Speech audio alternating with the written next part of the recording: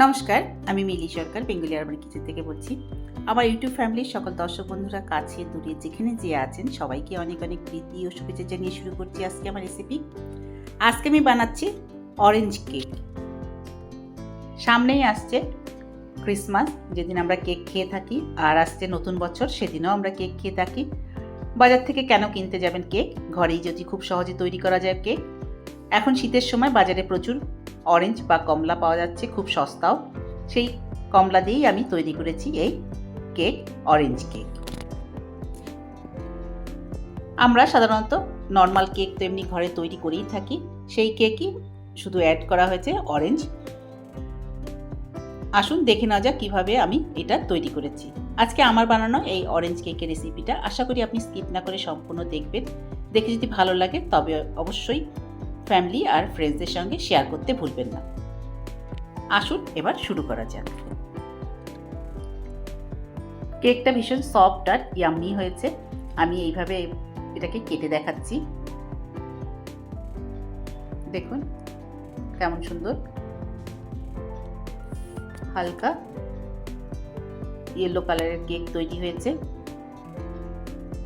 আর সফটও ভীষণ হয়েছে।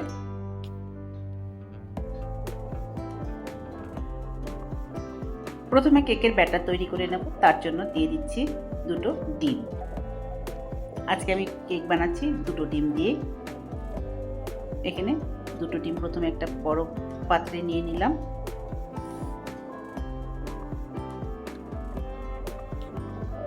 এরপর এর মধ্যে দিয়ে দিলাম 1 কাপ পিষে নেওয়া চিনি।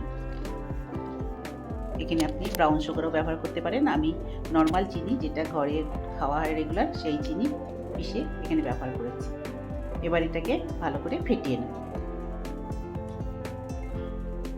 ততক্ষণই আমি এটাকে ব্লেন্ডারটাকে চালাবো যতক্ষণ না ডিম আর চিনির মিশ্রণটা একদম ভালোভাবে ফেনা মতো হয়ে যায়।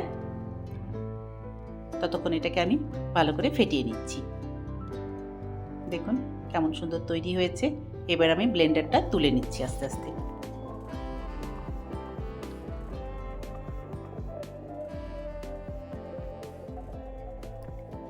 যেহেতু আমি আজকে অরেঞ্জ কেক বানাচ্ছি, তাই জন্য কমলা লেবুর খোসাকে এইভাবে করে গ্রেট করে আমি এর মধ্যে দিয়ে দেব।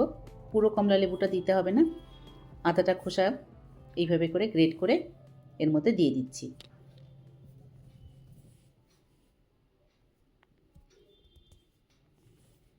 এরপর এটাকে ভালো করে মিশিয়ে নেব।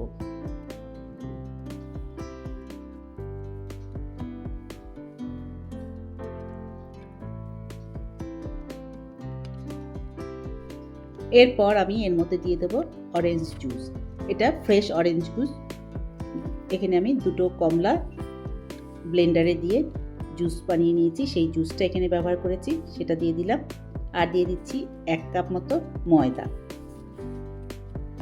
যেহেতু দুটো ডিম সেই জন্য 1 কাপ ময়দা। আর সাথে দিয়ে দেবো বেকিং পাউডার 1 চামচ, আর আধা চামচেরও কম একটু বেকিং সোডা।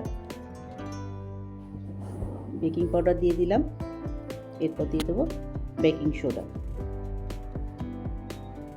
এগুলোকে ভালো করে চেলে এর মধ্যে দিয়ে দেবো।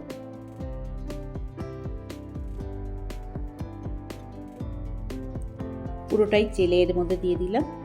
তারপর প্যাচুলার সাহায্যে এটাকে ভালো করে মিশিয়ে নেব।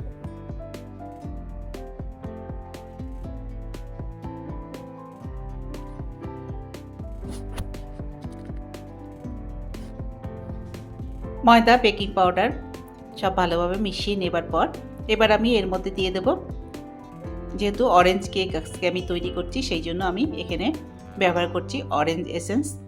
এখানে আধা চামচ মতো অরেঞ্জ এসেন্স আমি ব্যবহার করছি। আপনার কাছে যদি অরেঞ্জ এসেন্স থাকে তাহলে তো ব্যবহার করবেন, আর যদি না থাকে স্কিপও করতে পারেন।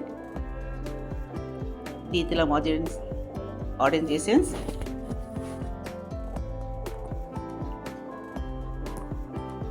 দেওয়ার পর এবার আমি এর মধ্যে দিয়ে দিচ্ছি আধা কাপ তেল, সাদা তেল। তারপর দিয়ে দিচ্ছি, যেহেতু অরেঞ্জ কেক সেই জন্য অরেঞ্জ ফুড কালার। তারপর খুব ভালো করে মিশিয়ে নেব।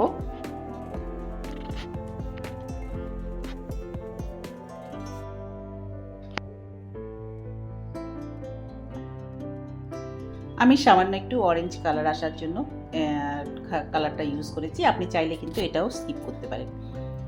এরপর একটা কেকের টিন মোল্ড সেটা নিয়ে নিয়েছি। প্রথমে এর মধ্যে পেপার বিছিয়ে দিয়েছি,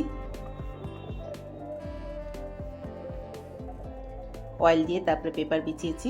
আপনার কাছে যদি বাটার পেপার থাকে সেটাও আপনি ব্যবহার করতে পারেন। এরপর দিয়ে দিচ্ছি যে ব্যাটার তৈরি করেছিলাম, সেখান থেকে নিয়ে পুরো টিনটা ভরবো না, ওপরে কিছুটা খালি থাকবে, এইভাবে করে ভরে নিয়েছি। তারপরে একটু ট্যাপ করে নিচ্ছি।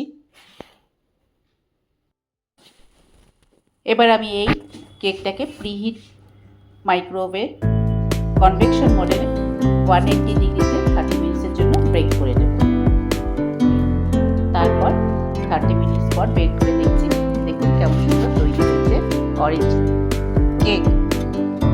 এরকম ইয়াম্মি অরেঞ্জ কেক যে কোনো দিন আপনারা ঘরে তৈরি করতে পারেন। আর এখন তো আসছে বড়দিন, নিউ ইয়ার, সেই সময়ও আপনারা ঘরে খুব সহজেই এরকম কেক তৈরি করতে পারেন। এটা ছোট বড় সবাই খেতে কিন্তু খুব পছন্দ।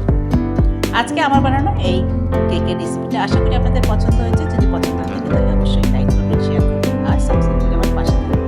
আবার দেখা হবে নেক্সট ভিডিওতে। ভালো থাকবেন। Thank you.